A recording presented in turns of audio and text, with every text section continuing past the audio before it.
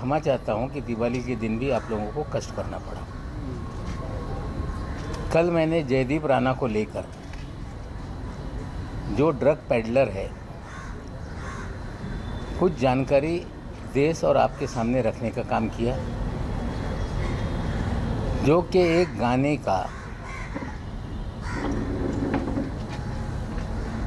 Finance head था। ये जानकारी लोगों के सामने रखी। कल से कहा जा रहा है कि मैं किसी के बीवी को इन्वॉल्व कर रहा हूं। कुछ लोग ये शोर मचा रहे हैं कि महिलाओं तक ये पहुंच रहे हैं। पिछले लगभग 26 दिन में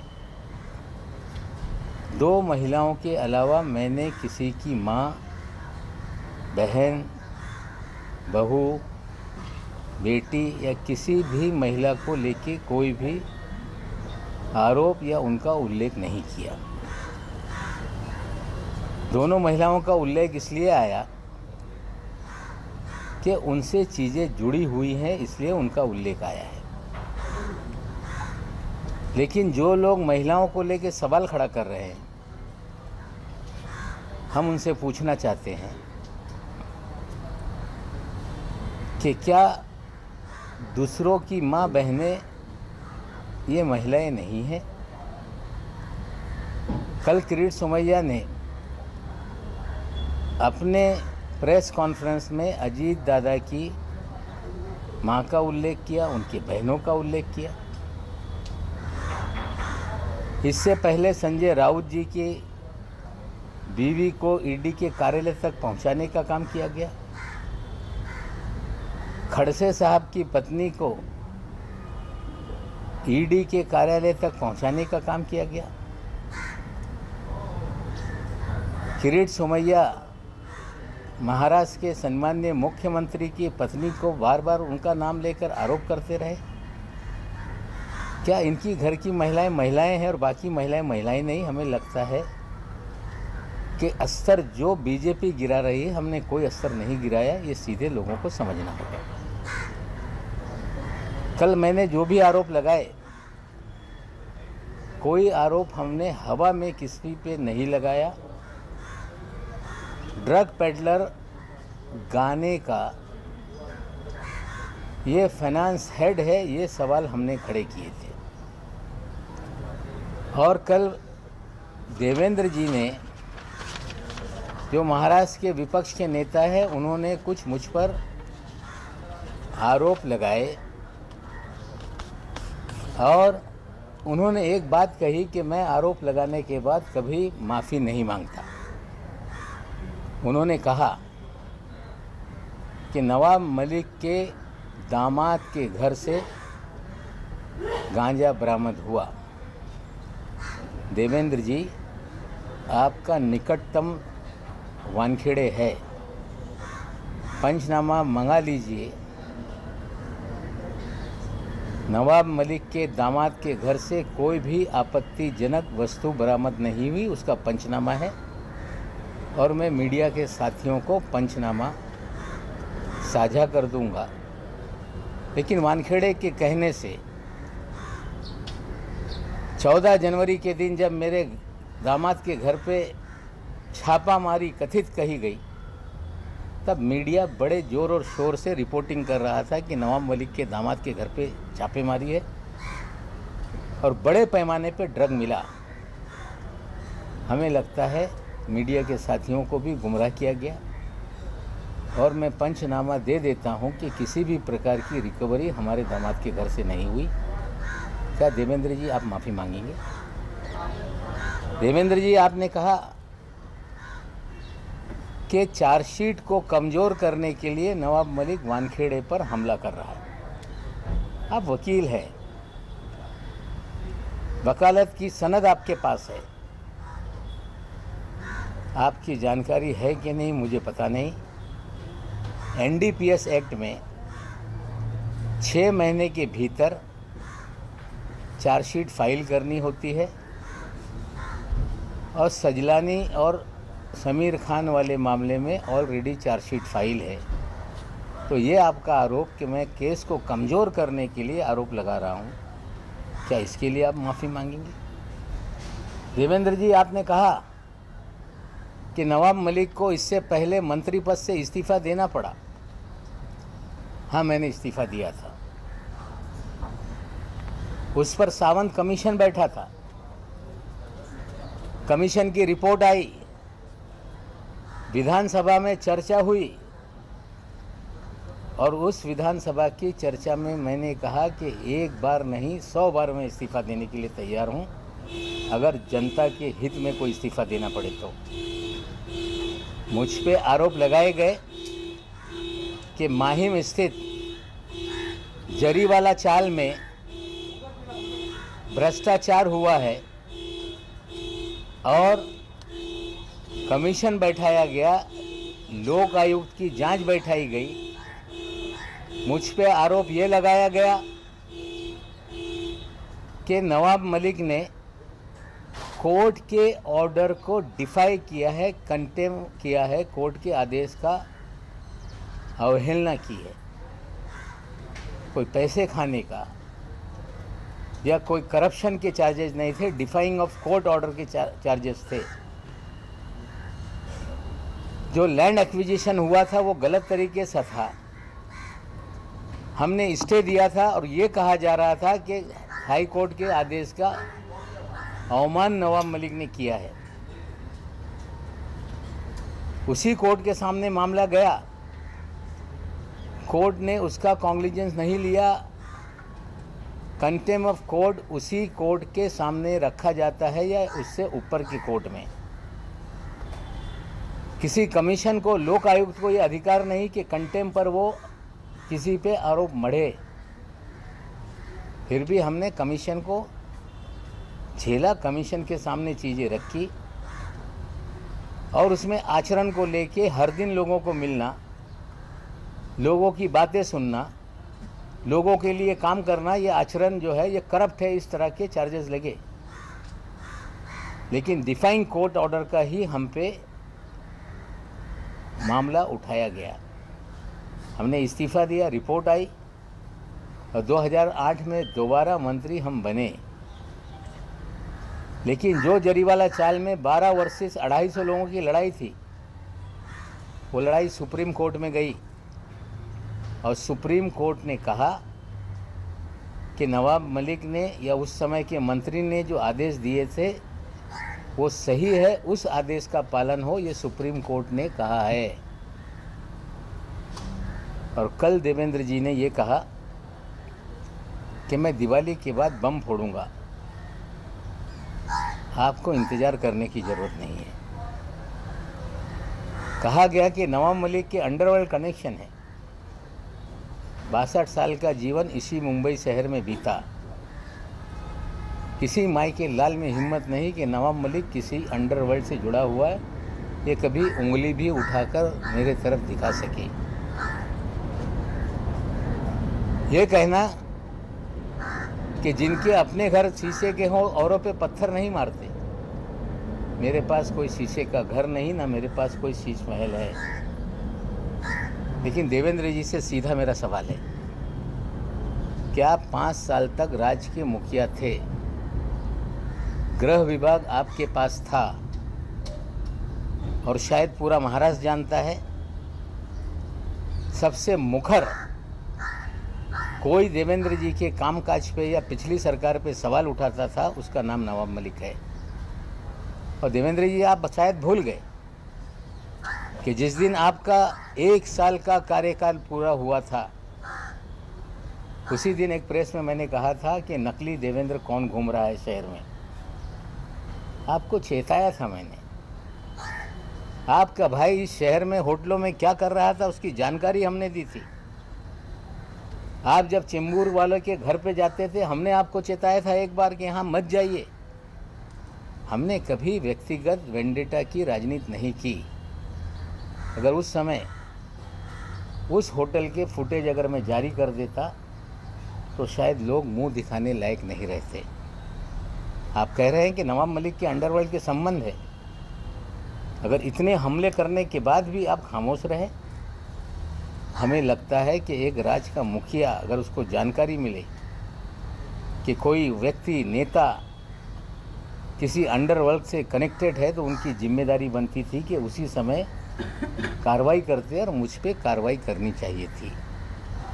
हमें लगता है कि जो सच्चाई सामने आ रही है उसको लेकर कोई हवा में तीर मार देने से मामला बंद हो जाएगा, ऐसा नहीं है।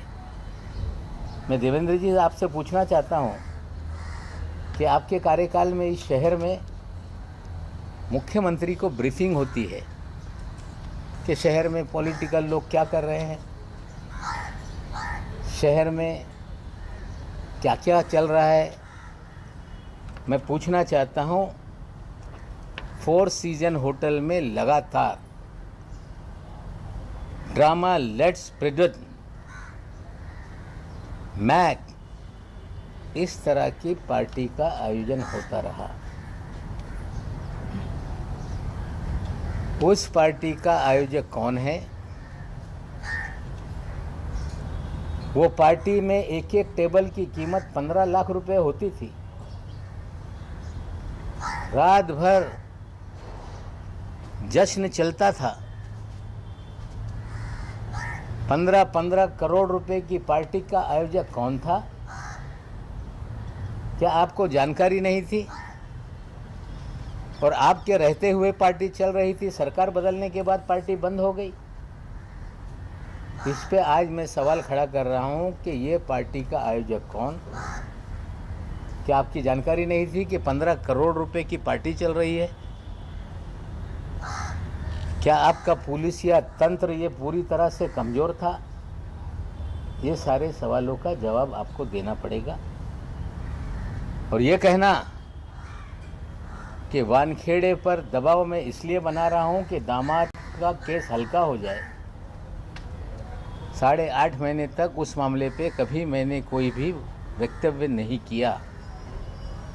लगातार आप लोग बोलते रहे कि इनका दामाद ड्रग के केस में बंद है, लेकिन कोर्ट ने जमानत दी। पिछले महीने की 13 तारीख को वो ऑर्डर सामने आई, उसे फंसाया गया, ये साफ है। न्यायालय में लड़ाई चल रही है, वो अपनी लड़ाई लड़ेंगे। लेकिन जो जानकारी मुझे है कि वानखेड़े जब से इस डिपार्टमेंट में आया, उसने अपनी एक प्राइवेट आर्मी खड़ा की। उस प्राइवेट आर्मी में किरण गोसावी, मनीष भानुशाली, फ्रेक्चर पटेल, आदिल उस्मानी, सैम डिसूजा, हीलू पठान, ये सारे लोग आपके प्राइवेट आर्मी के प्लेयर हैं। और प्राइवेट आर्मी इस शहर में धड़ल्ले से ड्रग का कारोबार भी करती है। छोटे छोटे मामले उजागर होते हैं, लोगों को फंसाया जाता है, और धड़ल्ले से बड़े मामले इस शहर में चल रहे हैं। और मैंने लगातार कहा कि वानखेड़े के जरिए हजारों करोड़ रुपए की उगाही हुई है। आर्यन खान के मामले में जो साली का बयान है कि 18 करोड़ की डील हुई थी, 8 करोड़ रुपया वानखेड़े के लिए मांगा गया था। सैम डिसूजा सामने आ गया है, वो कह रहा है कि इस तरह की डील थी। सैम डिसूजा भी इनके प्राइवेट आर्मी का ही प्लेयर है। इतने दिन से सैम डिसूजा का नाम चर्चा में है, वो कभी सामने नहीं आया। इसे भी सिखा के समझा कर भेजा गया, और वो कह रहा है कि एनसीबी के लोग उसमें नहीं थे। तो एनसीबी के कार्यालय में किरण गोसावी क्या कर रहा था? एनसीबी के डायरेक्टर के पीछे पोर्ट पे किरण गोसावी कैसे खड़ा था? कैसे 13 लोगों की तस्वीरें चिन्हित करने के लिए सभी को बांटी गई थी? किस तरह से डीजी एनसीबी कह रहे थे 3 तारीख की रात में कि देश के इतिहास में पहली बार मिड समंदर में एक कार्रवाई हुई है। दावा किया जा रहा था कि 15 दिन से प्लानिंग चल रही थी। पूरा फर्जीवाड़ा ये जो है ये वानखेड़े रच रहा था। हमने पहले दिन से गोसावी पे सवाल खड़े किए, भानुशाली पे सवाल खड़े किए, हमने फ्लेचर पटेल पे सवाल खड़ा किया, हमने 3 लोगों को क्यों छोड़ा ये सवाल खड़ा किया। लेकिन हर बार सत्यमेव जयते कर कर भागने लगे। ये फर्जीवाड़े का खेल ये छोटा मोटा नहीं। 15/2020 एक केस समीर वानखेड़े के आने के बाद एनसीबी ने दर्ज किया है। उसी केस में सारा अली खान को हाजिर कराया गया। उसी केस में श्रद्धा कपूर को बुलाया गया। उसी केस में दीपिका पादुकोण को बुलाया गया। सारी फिल्म इंडस्ट्री को 15/2020 की केस में बुलाया गया। आज तक ना वो केस बंद हो रहा है, ना चार्जशीट हो रही है। ऐसा क्या है कि 14 महीने तक कोई केस बंद ही नहीं होता है। इसी केस के तहत हजारों करोड़ रुपए वसूली गए और हमने कहा कि उगाही मालदीव में हुई है। 2 तस्वीरें हमने डाली, एक दुबई की, एक मालदीव की। ये कह के भाग जाना कि मैं दुबई कभी नहीं गया, बहन दुबई गई थी। आप मालदीव में थे। मालदीव का दौरा कोई आसान नहीं होता। इतने लोग जाएंगे तो 20-30 लाख रुपए का खर्चा। ये जांच करे एनसीबी की विजिलेंस टीम कि इसका खर्चा किस अकाउंट से किया गया। ज्ञानेश्वर जी टीवी पे आते हैं, बहुत सारे अधिकारी टीवी पे आते हैं। किसी भी अधिकारी का शर्ट 1500 रुपये से महंगा नहीं, लेकिन समीर वानखेड़े की शर्ट 70,000 रुपये की क्यों होती है? हर दिन नया कपड़ा पहन के क्यों आते हैं? मोदी साहब से भी आगे निकल गए। पतलून लाख रुपए की, पट्टा 2 लाख रुपए का, जूता 2.5 लाख रुपए का, घड़ी 50 लाख रुपए की, 25 लाख रुपए की, 30 लाख रुपए की। एक अपराइट अफसर, मैं सारी तस्वीरें आप लोगों को दे दूंगा। अगर जिस तरह के कपड़े इन तमाम दिनों में उन्होंने पहने, उसकी कीमत ही 5-10 करोड़ रुपए की है। क्या ईमानदार अफसर 10 करोड़ के कपड़े पहनता होगा?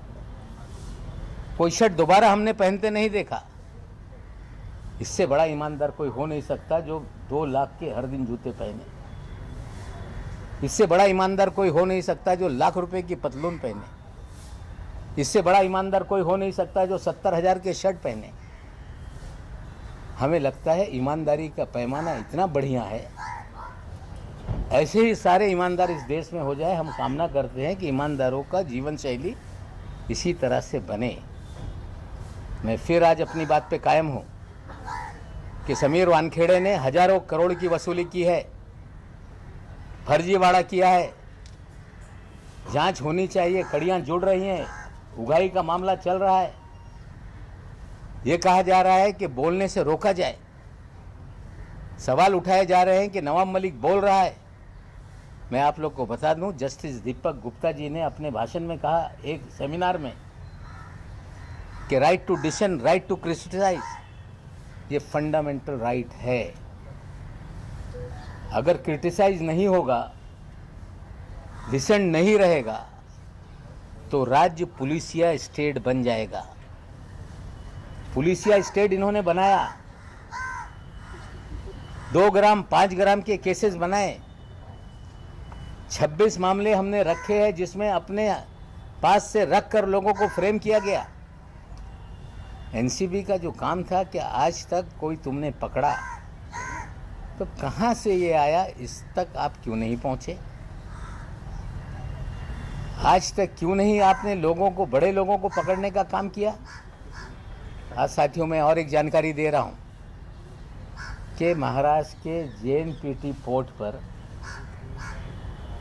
3 कंटेनर 51 टन पॉप सीड जो पोस्ता होता है अफीम का बीज होता है वो 15 दिनों से पोर्ट पर है। हम जवाब चाहते हैं डीआरआई से कि 15 दिन में आपने केस रजिस्टर क्यों नहीं किया, क्यों एनडीपीएस का मुकदमा दर्ज नहीं हुआ। भयंकर खेल इस देश में चल रहा है। चाहे मुंदड़ा पोर्ट पे ड्रग पकड़ी जाए, एनआईए के बाद जांच चली जाए, धंधे बस्ते में चली जाए। पिछले 10-12 दिन पहले एक केस आया था ड्रग का, वो भी 8 दिन के बाद उजागर हुआ। आज 51 टन पॉप सीड वहाँ पड़ी है, उसके लेकर कोई भी मुकदमा दर्ज नहीं हो रहा है, केस दर्ज नहीं हो रहा है। पूरा खेल ड्रग का कहीं ना कहीं राजनीतिक संरक्षण के बिना नहीं चलता और ये बहुत ही खतरनाक तरीके से देश को उलझाया जा रहा है। ड्रग पूरी तरह से ख़त्म हो, हम साथ में लोगों के हैं, लेकिन अगर राजनीतिक संरक्षण में ड्रग का धंधा चलेगा, जिनको ड्रग रोकने के लिए जिम्मेदारी दी जाएगी वही ड्रग का धंधा करवाएंगे, प्राइवेट आर्मी बना के उगाही करेंगे, ड्रग बेचने के लिए लोगों को खुला छोड़ेंगे, तो हमें लगता है लोगों को इसके लिए खड़ा होना पड़ेगा। दूसरी एक घटनाक्रम और हुआ है। अनिल देशमुख जी कल गए, जब सारे लीगल मीन्स जो भी थे उनके पास, उन्होंने आजमाया और स्वयं हाजिर हुए। उन्हें भी फंसाया गया, उन्हें भी जो आरोप लगाने वाला था परमवीर सिंह वो फरार है, और जिस पे आरोप लगाया गया, जो जांच को सहयोग करने के लिए हाजिर किया गया, उन्हें गिरफ्तार किया गया। ये सारी कार्रवाई राजनीति से प्रेरित है, सरकार को बदनाम करने के लिए है, नेताओं को डराने के लिए है। हम ये साफ कह देते हैं कि फिर ट्वीट आ रहे हैं कि अगली बारी अनिल परब जी की है। ये नेताओं को डराना और सत्ता के दुरुपयोग का काम बंद हो। ठीक है, अनिल देशमुख जी को आपने गिरफ्तार किया है, कानून अपना काम करेगा। फर्जीवाड़े से लोगों को फंसाओगे, आज नहीं कल चीज़ें सामने आएंगी। लेकिन परमवीर सिंह कहाँ है, इसकी जवाबदेही ये केंद्र सरकार की है। महाराष्ट्र से वो पंजाब चले गए, चंडीगढ़ चले गए, उसके बाद लौटे नहीं। कहा यह भी जा रहा है कि वे विदेश में, तो भागने के 3 ही रास्ते हैं। लुकआउट नोटिस के बावजूद कोई व्यक्ति देश छोड़ के या तो हवाई जहाज से जा सकता है या रोड के रास्ते उत्तराखंड, उत्तर प्रदेश, बिहार से नेपाल वाया अगर वो गए हैं, तो तीनों जगहों पे भारतीय जनता पार्टी की सरकारें हैं। क्या अन्य लोगों की तरह भी परमवीर सिंह को भगाया गया, उनके जरिए झूठे आरोप लगा के सरकार को बदनाम करने का काम किया गया? इसका भी जवाब लोगों को, बीजेपी को देना होगा। मैं आज फिर एक आपको व्हाट्सएप चैट आपको बता रहा हूँ कि मैंने जब लेडी डॉन का उल्लेख किया तो कहा गया कि हमारा भाई एक ईमानदार अफसर है, हम उसके कामकाज में ध्यान नहीं देते। मैं आपको एक व्हाट्सएप चैट अभी शेयर करता हूँ, जिसमें एडवोकेट जैस्मिन वानखेड़े, एक जो ड्रग के मामले में कोई गिरफ्तारी हुई होगी, उस केस से रिलेटेड वो व्यक्ति जैस्मिन वानखेड़े को मैडम एड्रेस भेजो करके कह रहा है। जैस्मिन वानखेड़े अपना विजिटिंग कार्ड, लोकल लोकेशन उसको शेयर कर रही हैं। दूसरा स्क्रीनशॉट में वो उससे बात कर रही हैं कि क्या चल रहा है, पिटाई हो रही होगी। अगर एक अपराइट अफसर, उसकी बहन वकील है, तो किस तरह से जिन्हें एक्यूज बनाया जाता है उससे संवाद करती है। मैं फिर कह रहा हूँ कि प्राइवेट आर्मी का खेल था, उगाही के धंधे में ये सारे प्राइवेट आर्मी के लोग थे और लेडी डॉन भी इस धंधे में शामिल थी। मैं आज फिर कह रहा हूँ, निश्चित रूप से महाराष्ट्र मुंबई की पुलिस जांच कर रही है। वानखेड़े भाग रहे हैं कि मुकदमा मामला सीबीआई को दे दो, एनआई को दे दो। वानखेड़े भाग रहे हैं कि नवाब मलिक को बोलने पे रोक लगाई जाए। वानखेड़े पीआईएल फाइल करा रहे हैं सुप्रीम कोर्ट में कि नवाब मलिक को रोका जाए, जांच मुंबई पुलिस से हटाई जाए। सत्यमेव जयते कहने वालों को चाहिए कि सच को आँच क्या, जांच होने दीजिए। महाराष्ट्र पुलिस ने कहा है कि इन्हें गिरफ्तार करना होगा तो 72 घंटे की नोटिस दी जाएगी। वसूली गैंग का पर्दाफाश हो रहा है और जिस दिन वानखेड़े पे कार्रवाई होगी, हमें लगता है कि लोग खुलकर सामने आ जाएंगे। मैं अपील करता हूं, जिन लोगों के साथ उगाही हुई है वो खुलकर आएँ, बताएं। अगर डर में जियोगे तो ये पुलिसिया राज देश के लोकतंत्र को ख़त्म कर देगा। मैं आपके माध्यम से अपील करता हूँ। तर तुम्ही 51 टन माल पडून असल्याचं JNPTवर म्हटलेलं आहे, त्या संदर्भात ती कोणती कंपनी आहे, कुठून माल आला याबाबत? नाही, याच्या सगळ्या कागदपत्र माझ्याकडे थोड्या वेळेत येणार आहे। मी आपल्याला व्हॉट्सअपवर सगळं शेअर करतो। सर, आपने बहुत सारी चीज़ें कही, एक एक चीज़ों को सिलसिलेवार तरीके से। पहला तो आपने केस नंबर 15-20 का कहा, इसमें अभिनेत्रियों को बुलाया गया, किस आधार पे कह रहे सर, उसमें क्या क्या हुआ, अगर थोड़ा विस्तार से बता पाए आप। देखिए, ऐसा है, कोई भी मामला आपने दर्ज किया है केस, तो उसका इन्वेस्टिगेशन 13-14 महीने तक क्यों नहीं कंप्लीट हो रहा है। उसी केस में आपने फिल्म जगत के लोगों को बुलाया, ये कह के कि व्हाट्सएप चैट में मिला है, और आज तक उस केस में कोई भी गिरफ्तारी नहीं हुई है। उसी केस की आड़ में उगाही का धंधा है। क्लोज़र या तो कर देते या चार्जशीट लगा देते, लेकिन 14 महीने तक एक मामला खुला हुआ है जिसमें फिल्म वालों को लगातार सम्मन किया जाता है, उगाही की जाती है। इससे बड़ा उदाहरण नहीं हो सकता। सर, आर्थिक की बातें की, हज़ारों करोड़ को उगाही, उसको लिए कुछ सबूत मिल पाए आपको? क्योंकि देखिए, ऐसा है कि अभी तो 18 करोड़ की डील वाला मामला खुल रहा है। 8 करोड़ रुपया वानखेड़े के लिए मांगा गया था, ये बात सामने आ रही है। अगर डील हो रही थी आर्यन को लेके 18 करोड़ की, तो सारे अभिनेता अभिनेत्रियों से डील हुई है। डर के मारे कोई नहीं बोल रहा है। मालदीव में भी उगाही हुई, घर के लोग भी उगाही के धंधे में थे, प्राइवेट आर्मी के सारे लोग उगाही के धंधे में थे।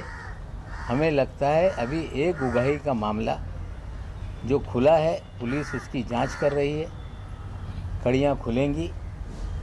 जो सैम डिसूजा आया था वो भी उनका आदमी था, उसमें एक घूले का उसने नाम लिया है जो बैंकर है, एक और कोई सुनील पाटिल का नाम सामने आया है। मेरी जानकारी है कोई वाघमारे नाम का भी व्यक्ति उसमें है। हमें लगता है कड़ियों से कड़ियाँ जुड़ेंगी तो 18 करोड़ की उगाही का मामला इस्टेब्लिश हो रहा है। मुंबई पुलिस अभी चीज़ों को देख रही है। जब पूरी तरह से चीज़ें हो जाएगी, हम किसी को फर्जी तरीके से फंसाते नहीं। मुंबई पुलिस चीज़ों को देख रही है। जब पूरा मामला इस्टेब्लिश हो जाएगा तो निश्चित रूप से पुलिस कार्रवाई करेगी। सर, साल 2020 में जो बॉलीवुड वालों से पूछताछ हुई थी, वो 2 अलग-अलग केसेस में हुई थी। FIR नंबर 15 ऑफ 2020 और 16 ऑफ 2020। एक केस दिल्ली की टीम देख रही थी और एक केस मुंबई की टीम देख रही थी। तो क्या दिल्ली की टीम ने भी जिन लोगों को बुलाया था, क्योंकि दीपिका पादुकोण उसमें थी, क्या उनसे भी उगाही हुई है? दिल्ली टीम की इंक्वायरी वाले केस की भी डिपार्टमेंट एक है, दिल्ली का हो मुंबई का हो मुझे पता नहीं, NCB है। और एक VV सिंह नाम का कैरेक्टर सबसे महान है इस NCB में। मैं आज जिम्मेदारी से कह रहा हूँ कि जब मेरे दामाद को बुलाया गया तो VV सिंह ने कहा कि I want to buy land cruiser. अगर मेरे दामाद से लैंड क्रूज़र की बात करते हैं तो क्या खेल चल रहा था, खुलेगा। और मैं सारी चीज़ों को, ये जो गलत चीज़ें हो रही हैं उसके एक एक सबूत हम रखेंगे। अभी तो उगाही का धंधा हो रहा था, ये इस्टेब्लिश हो रहा है। पुलिस की जांच जैसे जैसे आगे बढ़ेगी हमें लगता है एक बार वानखेड़े गिरफ्त में आ गया तो लोग खुलकर सामने आएंगे और वीवी सिंह, जिसे इसके पहले करप्ट है करके साइड में रखा गया था, वानखेड़े ने फिर इस खेल में उतारा है। कहीं ना कहीं पूरा रचा रचाया उगाही का धंधा है, जो ये सारी कड़ियाँ जुड़ रही हैं केपी गोसावी, साली, सैम डिसूजा, और सबसे बड़ा उसके अंदर जो गवाह होगा, जिस गाड़ी का जिक्र किया गया है, ये सारे खेल के बाहर का वो आदमी है। वो ड्राइवर इस गाड़ी में सुन रहा होगा, लोकेशन को कंफर्म कर सकता है। हमें लगता है पुलिस अपना काम करे और पूरी तरह से इस्टेब्लिश हुआ है कि उगाही का 18 करोड़ की डील हुई, 50 लाख एडवांस उठाया गया और 8 करोड़ की हिस्सेदारी वानखेड़े की थी। सर आपने करोड़ों रुपए और सर लाखों रुपए के कपड़े पहनते हैं, वानखेड़े लाखों रुपए के कपड़े पहनते, कभी कपड़े रिपीट नहीं करते, किस आधार पर ये कह रहे हैं सर? आप कुछ प्रूफ सबूत आप उनकी सारी तस्वीरें देख लें, जूते देख लें। लू विटॉन का जूता 2-2 लाख रुपए का है, जूते बदलते रहते हैं। बर्बरी के शर्ट आप देखेंगे जो 50,000 से ऊपर शुरू होता है। टी शर्ट आप देखेंगे जिसकी कीमत 30,000 से शुरू होती है। पारते पाते नाम की कोई घड़ी है, मुझे पता नहीं, घड़ियाँ रोज़ बदलती है, जो 20 लाख से उसकी बिगिनिंग है और 1 करोड़ तक की घड़ी आती है। ईमानदार अफसर का ये पहरावा, ईमानदार अफसर का ये रहन सहन, हम कामना करते हैं कि इतना जो रहन सहन है ईमानदार अफसर का, ये पूरे देश के ईमानदार लोगों का हो जाए, हम कामना करते हैं। ईमानदारी का पैमाना ये है तो हमें लगता है कि ये कोई नया पैमाना इस देश में शुरू हुआ है, ये सवाल हम पूछते हैं। सर मगाशी सर तुम्ही समीर वानखेडे पर्यंतच होतात, आता तुम्ही एनसीबीच्या सगळ्याच लोकांना त्याच्यामध्ये तुमचं म्हणणं आहे का की आता एनसीबीचे सगळेच लोक याच्यामध्ये इन्व्हॉल्व आहे? कालपर्यंत तुम्ही केवळ समीर वानखेडे आणि त्यांची गँग असं तुम्ही म्हणत होतात, आज तुम्ही म्हणता की एनसीबीचे इतर अधिकारी सुद्धा त्याच्यामध्ये? नाही, व्ही सिंग आहे एनसीबीमध्ये, व्ही सिंग आणि माने नावाचा त्यांचा ड्रायव्हर, हे प्रायव्हेट आर्मीसोबत हे 2 अधिकारी जास्त इन्व्हॉल्व आहे। मी आज पुन्हा हे दाव्याने सांगतोय। अनिल देशमुख साहेब ज्यांच्यावर पॉलिटिकल मोटिवेशननी परमवीर सिंग ज्यांनी वाजेलला रिइन्स्टेट केला होता, त्यांच्या माध्यमातून या शहरामध्ये दहशत निर्माण करून खंडणी गोळा करत होते। हे गोष्ट समोर आल्यानंतर अनिल देशमुख साहेबांनी आणि माननीय मुख्यमंत्रींनी परमवीर सिंग यांना त्या पदातून होमगार्डकडे ट्रान्सफर केल्यानंतर परमवीर सिंगनी 100 कोटीचा टार्गेट देण्यात आला होता असा आरोप केला। तदनंतर केस सीबीआयकडे गेले, सीबीआयने याचा तपास सुरू केला आणि एक राजकीय कट कारस्थान करून या सरकारला बदनाम करण्यासाठी त्यांच्यावर कारवाई सुरू झाली। ते न्यायालयामध्ये दाद मागत होते, वारंवार ईडीच्या संमन आल्यानंतर त्यांना उत्तर देत होते की मी कोर्टाकडे दाद मागितलेली आहे, त्यानंतर मी तुमच्याकडे येणार आहे। ते स्वतः काल गेले। 4.5 कोटी रुपये त्यांनी वाजेंनी जे सांगितलं आहे त्याच्या आधारावर त्यांच्यावर आरोप निश्चित करण्यात आले, पण ज्यांनी हा आरोप लावला तोच फरारी आहे, तोच समोर येत नाही। बातमी येत आहे की ते बेल्जियममध्ये कुठेतरी आहे। लुकआउट नोटीस असताना ते बाहेर पडून कसे गेले? त्यांना सेफ पॅसेज देण्यात आला काय? 3च मार्ग त्यांना होऊ शकते, एक तरी समुद्रमार्गाने ते गेले असतील, मग ते पण केंद्र सरकारच्या अंतर्गत आहे। हवाई मार्गाने गेले असतील ते पण केंद्र सरकारच्या अंतर्गत आहे, किंवा रोड मार्गाने नेपाळच्या माध्यमातून ते पडून गेले असा सांगण्यात येत आहे। ते मार्ग बिहार असतील, यूपी असतील, उत्तराखंड असतील, तिन्ही ठिकाणी भाजपचं सरकार आहे। याच्या उत्तर ते कसे पडून गेले हे जबाबदारी भारतीय जनता पक्षाची आहे। राजकीय सूडबुद्धीने लोकांवर बोगस केसेस निर्माण करताय, लोकांवर दडपण करणे, दबाव निर्माण करणे. जे बंगालमध्ये उद्योग होता तोच उद्योग महाराष्ट्रामध्ये आहे. देवेंद्रजी सांगताय की अर्धा मंत्रिमंडळ हे तुरुंगात जाणार आहे. केंद्रीय यंत्रणा तो CBI असेल, इन्कम टॅक्स असेल, ED असेल, NCB असेल, याचा वापर करून या राज्याला, राज्य सरकारला, महाराष्ट्राच्या नेत्यांना बदनाम करण्याचा कट कारस्थान आहे. यांना कळलं पाहिजे. आमच्या नेत्यांना पण तुम्ही नोटीस पाठवला होता. महाराष्ट्राची जनता पवार साहेबांना नोटीस आल्यानंतर निवडणुकीमध्ये त्याचा उत्तर लोकांनी दिलंच आहे. आणि महाराष्ट्राची जनता उघड्या डोळ्यांनी बघते की भाजप या यंत्रणेचा वापर करून लोकांवर दबाव दडपण कसं निर्माण करते. आणि निश्चित रूपाने याचा उत्तर जनता देईल. सर, इनकम टैक्स की जो ऑफिसर्स है, सर, इनकम टैक्स की जो बात की आपने, इनकम टैक्स डिपार्टमेंट का उन्होंने आज अजीत पवार की 1000 करोड़ रुपए की प्रॉपर्टी जो है वो प्रोविजनली अटैच की है, जिसमें गोवा का। नहीं, देखिए ऐसा है, बेनामी होगी कोई अगर है तो उनको अटैच करने का अधिकार है. लेकिन बेनामी का मतलब ये नहीं होता कि किसी के नाम से नहीं है. कोई ना कोई उसका मालिक होगा. आप ये कह दो कि ये संपत्ति इसकी है, ऐसे नहीं चलता. कोई कारोबारी है, उसकी संपत्ति है.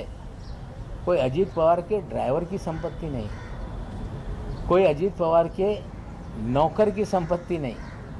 किसी और की संपत्ति आप अटैच करके उस पर ये अजीत पवार की बेनामी संपत्ति है, ये आरोप लगाना उचित नहीं. ये ऐसा नहीं कि भारतीय जनता पार्टी के मंत्रियों के ड्राइवर के नाम पे कोई संपत्ति निकल आई, या ऐसा नहीं कि कोई बीजेपी के केंद्रीय मंत्री के किचन के कुक के नाम पे संपत्ति निकल आई. हमें लगता है ये बदनाम करने का खेल है. और कोई भी एजेंसी कार्रवाई करती है और उसे हर व्यक्ति को न्यायालय में अपनी लड़ाई लड़नी पड़ती है. भुजबल साहब को लेके भी इसी तरह से हुआ.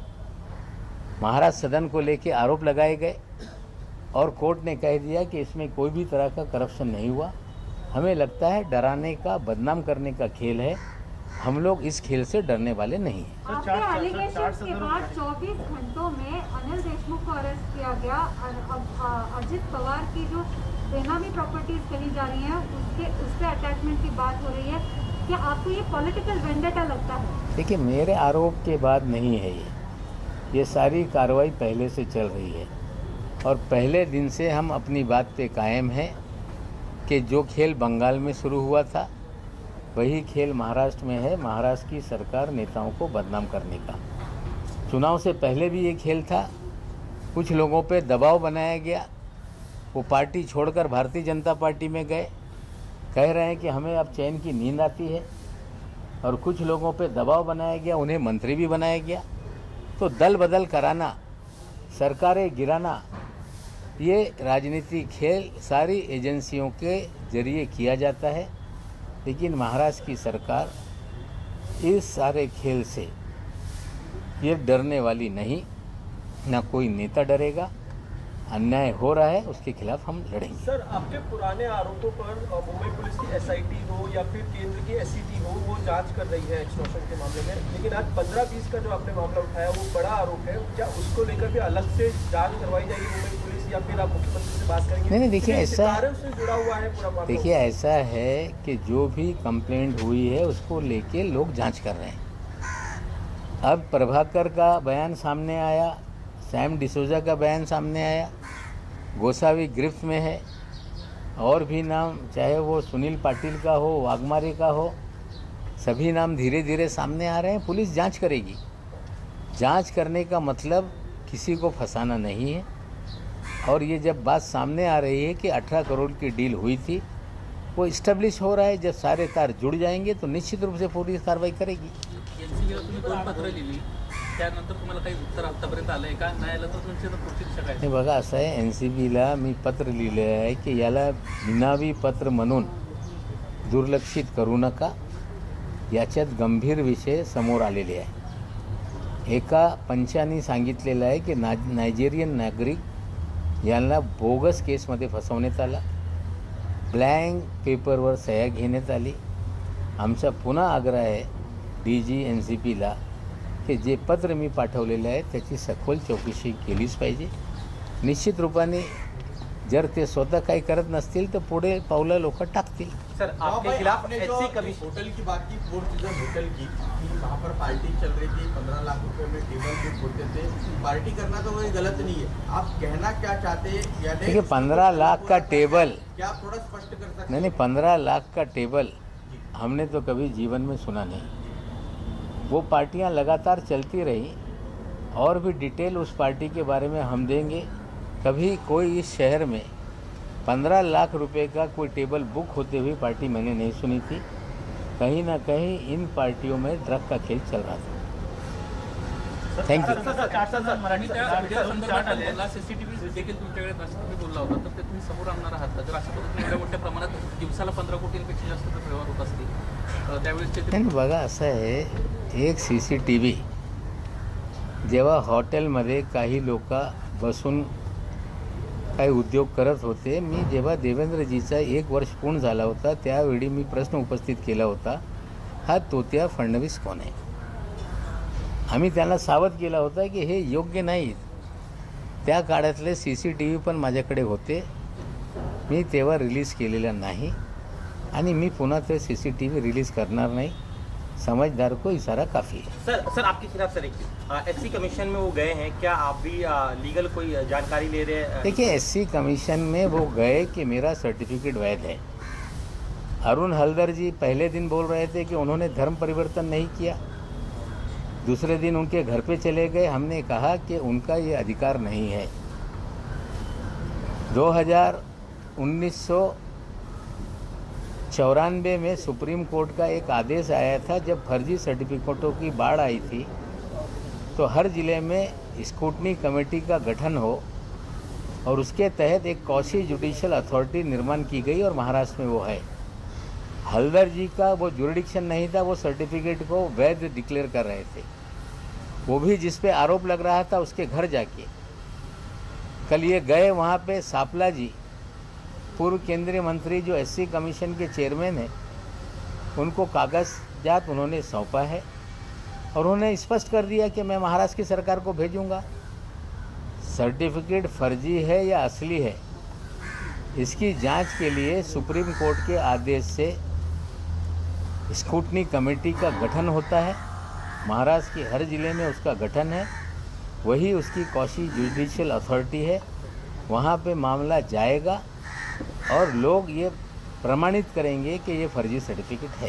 सर आपके खिलाफ बहुत डेफेमेशन के मामले सामने, तो क्या आप कोई कानूनी सलाह ले रहे हैं, वकीलों से मिल रहे हैं? देवेंद्र जी ने कहा है कि डिफेमेशन के ऊपर उनके ऊपर इतने मामले हो रहे हैं, मैं कैसे डालूं. डिफेमेशन करना लोगों का अधिकार है, डिफेंड करना ये मेरा अधिकार है. लोग पहले कह रहे थे कि 100 करोड़ रुपए का हम डिफेमेशन करेंगे. 2 लोगों ने, दरेकर ने और एक व्यक्ति ने दावा किया कि 100 करोड़ का डिफेमेशन होगा, लेकिन आज तक वो मुकदमा दर्ज नहीं हुआ क्योंकि 10 करोड़ रुपए भरने पड़ते हैं. हाँ, क्रिमिनल डिफेमेशन के मामले लोगों ने नोटिस भेजी है. मुझे किसी भी न्यायालय से किसी भी तरह का संबंध नहीं आया. भाई जब भी आरोप लगे हैं महाराष्ट्र गवर्नमेंट के किसी भी मंत्री पर, CBI ED ने उसकी जांच शुरू की. अब कहा जा रहा है कि दिवाली के बाद बम फोड़ा जाए, तो क्या आपको चिंता हो रही है कि आपके खिलाफ भी जांच शुरू हो जाए? हम हैं तैयार, मैंने कल कहा है तैयार हम. अरे खाली ये तो ED CBI की धमकी तो कई दिनों से दी जा रही है. लेकिन एक गंभीर विषय फिर मैं बोल दूँ, कल जिस तरह से परवीन दरेकर जी ने और चंद्रकांत पाटिल जी ने कहा कि इसके अंजाम बुरे होंगे. अभी तक तो धमकियां राजस्थान से आ रही थी, अब सीधे महाराष्ट्र BJP के अध्यक्ष, विरोधी पक्ष नेता धमकी दे रहे हैं कि अंजाम बुरे नहीं होंगे. ठीक है, राजनीतिक लड़ाई के अंजाम बुरे होंगे, हमें कोई डर नहीं. कोई आप दुरुपयोग करके मुझे जेल में डाल दो, उसका मुझे डर नहीं. लेकिन मेरे भाई बहन, पोता पोती, नाती भतीजे, इन सभी लोगों के बारे में लोग जानकारी हासिल कर रहे हैं कि 4 साल का बच्चा कहाँ पढ़ता है. अगर ये परिवार के सदस्य को किसी भी तरह तर एनसीबी वरती आणि खास करून समीर वानखेडे यांच्यावरती काही नवे आरोप नवाब मलिक यांनी केलेले आहेत। कालच्या देवेंद्र फडणवीसांच्या आरोपांनाही त्यांनी उत्तर दिले आणि सोबतच अनिल देशमुख यांच्यावरती झालेली कारवाई ही इतर नेत्यांना घाबरवण्यासाठीची कारवाई आहे असंही नवाब मलिक म्हणतात। बुलेटिनमध्ये या बातमीसोबत एक छोटासा ब्रेक घेऊया। पाहत रहा एबीपी माझा।